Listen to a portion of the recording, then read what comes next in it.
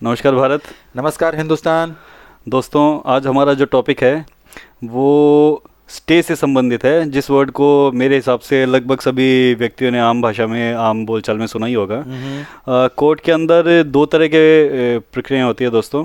एक तो दो तरह के एक्शंस होते हैं। एक तो होता है प्रिवेंटिव एक्शन और एक होता है कोई चीज़ हो चुकी है उसको अनडन करवाने का एक्शन। तो आज अपन जो चर्चा कर रहे हैं दोस्तों, वो कर रहे हैं प्रिवेंटिव एक्शन के लिए कि कोई गलत होने वाला है उसको आप रुकवाने के लिए भी क्या कुछ कर सकते हैं। चलिए घूम फिर के इसी मुद्दे पर आएंगे। पहले हमारे जो प्रीवियस वीडियोस हैं जिनको हमारे व्यूअर्स ने देखा है, वहीं से घूम कर हम यहाँ आएंगे। हमने एक वीडियो बनाया था कि कोर्ट का जो साधारण प्रोसीजर है सिविल, उसमें कौन कौन से स्टेप होते हैं, कौन कौन से नहीं होते हैं। उसी में हमने ये जाना था कि जो मुकदमा होता है उसमें थोड़ा सा वक्त लगता है फैसला होने में। वो थोड़ा वक्त 1 साल, 2 साल, 3 साल, 5 साल का हो सकता है, लेकिन हमें कोई रिलीफ तुरंत चाहिए। इसके लिए हमारे पास क्या कहीं कोई प्रोविज़न है? तो उसी प्रोविज़न की आज हम बात करेंगे, जिसको हमने एक स्टे शब्द बोला था, अभिषेक नहीं बोला था, और आप लोग पहले से परिचित हैं। क्यों अभिषेक? एकदम सही दोस्तों, जो उमेद ने कहा टॉपिक बिल्कुल वही है कि अगर आप कोर्ट में कोई अपना विवाद लेकर के चले गए और जो विवादित संपत्ति है उसको आप संरक्षित करना चाहते हैं, उसको आप बचाना चाहते हैं, तो क्या आपको न्यायालय के फैसले तक वेट करना पड़ेगा कि न्यायालय आपके फेवर में फैसला दे तभी वो प्रॉपर्टी संरक्षित हो पाएगी, बच पाएगी, या आप उससे पहले भी उस प्रॉपर्टी को संरक्षित करने के लिए कुछ कर सकते हैं? तो आज का टॉपिक यही है जो कहता है हाँ, ऐसा प्रोविज़न लॉ में बना हुआ है कि आप दावा पेश होने के बाद में उसके निस्तारण से पहले किसी स्टेज पे अपनी प्रॉपर्टी जो है, विवादग्रस्त संपत्ति जो है, उसको संरक्षित करने के लिए कोई कार्रवाई कर सकते हैं। संपत्ति खराब ना हो, संपत्ति खुर्द-बुर्द ना हो और उसका मिसयूज ना हो, और इससे जो फ़ायदा होने वाला है उसको भी सिक्योर किया जा सके। इसलिए इन सब चीज़ों की आवश्यकता है। तो कानून का वो नियम वो कहाँ, किस किताब में लिखा हुआ है? दोस्तों, सीपीसी जो है, सिविल प्रोसीजर कोड, उसके अंदर सेक्शंस और ऑर्डर्स लिखे हुए हैं। उसके अंदर ऑर्डर 39 एक है जिसमें टेम्परेरी इंजंक्शन, अस्थायी निषेधाज्ञा वर्ड जो है वो मेंशन्ड है, जो सरल भाषा में जिसे स्टे ही कहते हैं अपन। तो सीपीसी में ऑर्डर 39 में ये मेंशन्ड है। उसके अंदर 3 परिस्थितियाँ बताई हुई है दोस्तों कि दावा इंस्टीट्यूट होने के बाद में किसी भी समय यदि किसी पक्षकार को ये लगता है कि विवादित संपत्ति है वो सामने वाला पक्षकार खुर्द-बुर्द कर सकता है, उसको अंतरित कर सकता है, आपको उस संपत्ति से जबरन बेकब्जा कर सकता है, तो या फिर आपका जो देनदार है वो आपको कपट वंचित करने के लिए उस अपनी प्रॉपर्टी को कहीं ट्रांसफ़र कर सकता है। ऐसी किसी भी स्थिति से अगर आपको कोई अंदेशा हो, कोई भय हो, तो आप प्रिवेंटिव एक्शन के रूप में ऑर्डर 39 का स्टे का यूज़ कर सकते हैं। आप कोर्ट में जाकर के टेम्परेरी इंजंक्शन के लिए अप्लाई कर सकते हैं और कह सकते हैं कि साहब, जब तक ये विवाद लंबित है, जब तक इस विवाद का फैसला न हो जाए, तब तक इस प्रॉपर्टी को संरक्षित रखा जाए, कंजर्व रखा जाए, प्रिजर्व रखा जाए। अच्छा, कोर्ट क्या देखती है किसी के पक्ष में ये ऑर्डर करने के लिए कि भाई इस व्यक्ति को ये आदेश दिया जाए, ये क्यों हकदार है, क्या आवश्यकता है और क्यों हकदार है? कौन कौन से बिंदु जो हैं वो हमारे व्यूअर्स को भी पता होने चाहिए, ताकि उनको भी लगे कि भाई ये जो टेम्परेरी इंजंक्शन है क्या हम ले सकते हैं? पहले ही को थोड़ा दिमाग में ऐसा सेटअप हो, तैयार हो। दोस्तों, कोई भी स्टे पिटीशन जो है उसको डिसाइड करने के लिए कोर्ट के पास 3 सिद्धांत हैं, 3 प्रिंसिपल्स हैं जिनके ऊपर उसको गौर करना पड़ता है। जिसमें फर्स्ट होता है प्राइमा फेसाई केस, मतलब प्रथम दृष्टया मामला। मतलब आप जिस प्रॉपर्टी को संरक्षित रखना चाह रहे हैं उसमें प्राइमा फेसाई आपका कोई हित निहित है या नहीं है। सेकंड है इररिपेयरेबल लॉस, कि अगर इस प्रॉपर्टी के ऊपर स्टे नहीं दिया जाता है तो उस व्यक्ति को जो स्टे मांग रहा है उसको ऐसा इररिपेयरेबल लॉस होगा जो कि पूर्ति नहीं हो सकती जिसकी। और थर्ड है बैलेंस ऑफ कन्वीनियंस, यानी सुविधा का संतुलन। मतलब दोनों पक्षकार, कोई भी बात के अंदर वाजिब सी बात है कि 2 पक्षकार होते हैं, दोनों पक्षकार के अंदर सुविधा का संतुलन क्या कहता है, स्टे देने के लिए कहता है या स्टे की रिजेक्ट करने के लिए कहता है। तो ये 3 बिंदु जो हैं ये इंपॉर्टेंट है, जिनको कंसीडर करके कोर्ट स्टे ग्रांट करता है या कोर्ट स्टे रिजेक्ट करता है। इसमें जो तीसरा नियम है, मेरे को लगता है 2 बातें हमारे व्यूअर्स के समझ में आई हैं कि मामला जो है वो किसी पार्टी के पक्ष का फेवर का होना चाहिए, उसको लगना चाहिए कि ये जो मैटर है ये मेरे पक्ष का है। और दूसरा जो इसमें बताया गया है कि नुकसान जो हो रहा है वो मेरा हो रहा है और उसकी पूर्ति नहीं हो सकेगी। लेकिन जो तीसरा नियम है उसके बारे में मैं चाहूँगा कि व्यूअर्स को थोड़ा डिटेल में बताया जाए, हो सकता है ये समझ में ना आया हो। दोस्तों, सुविधा का संतुलन या बैलेंस ऑफ कन्वीनियंस दोनों एक तरीके से मान लीजिए एक तराजू है, तराजू के अंदर दोनों पल्लड़ों को तोलना है, किसका वजन ज़्यादा है।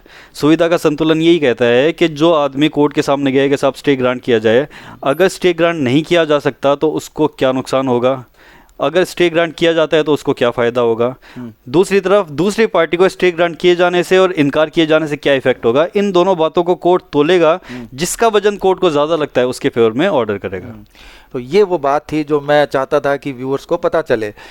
इसके अब जो एप्लीकेशन है ये लगाई गई है, ये कब लगाई जा सकती है, ये भी एक मेरे को लगता है एक सवाल है।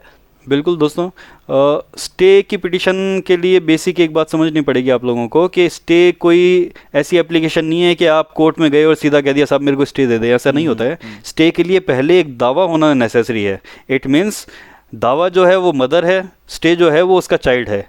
ये दोनों प्रोसीडिंग साथ होंगी तभी आगे की कार्रवाई चल पाएगी। सिर्फ अकेले टीआई टेम्परेरी इंजंक्शन या स्टे की जो प्रोसीडिंग है वो नहीं चल सकती है। तो फर्स्ट ऑफ ऑल इसके लिए एक दावा पेंडिंग होना चाहिए। सेकंड, जब दावा प्रेजेंट हो चुका है उसके बाद में आप स्टे की मांग कर सकते हैं। ऐसा नहीं है कि दावा आपने प्रेजेंट किया नहीं, पहले आपने स्टे के लिए अप्लाई कर दिया, साहब पहले स्टे दे दो, ये खुर्द बुर्द हो रही है, इस प्रॉपर्टी को बचाओ, उसके बाद में मैं दावा करूंगा, ऐसा नहीं होता है। हाँ, मुझे लगता है ये क्वेश्चन बहुत ज़रूरी था।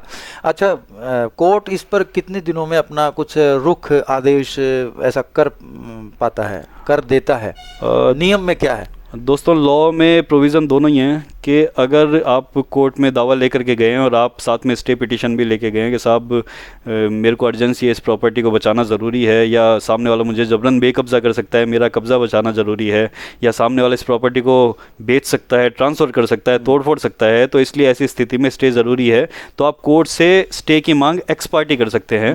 एक्स पार्टी का मतलब कि कोर्ट सामने वाले को नोटिस जाने से पहले ही आपको सुनेगा, और सुन के अगर कोर्ट को उचित लगता है तो वो आपके फेवर में स्टे ग्रांट कर देगा। अगर कोर्ट को उचित नहीं लगता है तो वो कोर्ट कह देगा कि नहीं, इस स्टेज के ऊपर मैं स्टे ग्रांट नहीं करना चाहता, आप पहले सामने वाले पार्टी पे नोटिस सर्व करवाइए, उसके बाद में दोनों पक्षों को सुन करके मैं स्टे ग्रांट करूंगा या रिजेक्ट करूंगा, जो भी स्थिति रहेगी। तो इसमें एक वे तो ये हो गया कि एक्स पार्टी बिना सामने वाले को सुने, और एक है सामने वाले की सुनवाई के बाद में, दोनों तरीके में। अब ये सवाल है कि ये जो स्टे दिया गया है, कोर्ट ने दिया है, ये कब तक रहता है? इसकी कोई मियाद, कोई अवधि? दोस्तों, जो दो बातें की, एक एक्स पार्टी स्टे की सामने वाले को सुने बिना, और एक सुनवाई के बाद। जब सुनवाई के बाद में कोर्ट स्टे ग्रांट करता है तो उसमें एक तो इंटरिम स्टे होता है जो सिर्फ सामने वाले के जवाब देने तक कायम रहता है। जवाब देने के बाद में कोर्ट जवाब और उसके डॉक्यूमेंट्स के बाद में कोर्ट वापस से सुनता है और उसके बाद में तय करता है कि इस स्टे को कंटिन्यू रखना है कि रिजेक्ट करना है। ऐसा स्टे है वो दावे के पेंडिंग रहने तक प्रभावी रहेगा, और अगर स्टे रिजेक्ट कर दिया है तो उसका तो कोई औचित्य ही नहीं है। तो अगर कोई सामने वाली पार्टी को सुनने के बाद में कोर्ट ने स्टे ग्रांट किया है तो वो जब तक आपका दावा पेंडिंग है तब तक के लिए प्रभावी रहेगा। अब दूसरी परिस्थिति की बात करें जहाँ पे एक्स पार्टी स्टे ग्रांट किया है, तो एक्स पार्टी स्टे ग्रांट किए जाने पे सबसे पहले तो ये है कि कोर्ट आपसे अपेक्षा करती है पक्षकार से कि आप तुरंत प्रभाव से सेम डे या उसके अगले दिन स्टे के ऑर्डर की कॉपी, आपने जो स्टे के लिए एप्लीकेशन मूव की थी उसकी कॉपी, आपका जो दावा है उसकी कॉपी, आपने जिन डॉक्यूमेंट्स के ऊपर रिलाई करके अपने दावा पेश किया है उन सब की कॉपी सामने वाले पक्षकारों को या उनके एडवोकेट को दे, और सामने वाला पक्षकार उपस्थित नहीं हुआ है तो उसको जरिए रजिस्टर्ड पोस्ट भेजे और ऐसा शपथ पत्र कोर्ट में पेश करे कि मैंने ये काम कर दिया है। ये तो फर्स्ट इसका प्राइमा फेसाई जो नियम है उसमें लिखा हुआ है। और उसके बाद में एक्स पार्टी स्टे जो कोर्ट ग्रांट करती है उसको विद इन 6 मंथ डिसाइड करना जरूरी है। ये उसका टाइम बाउंड प्रोसीजर है।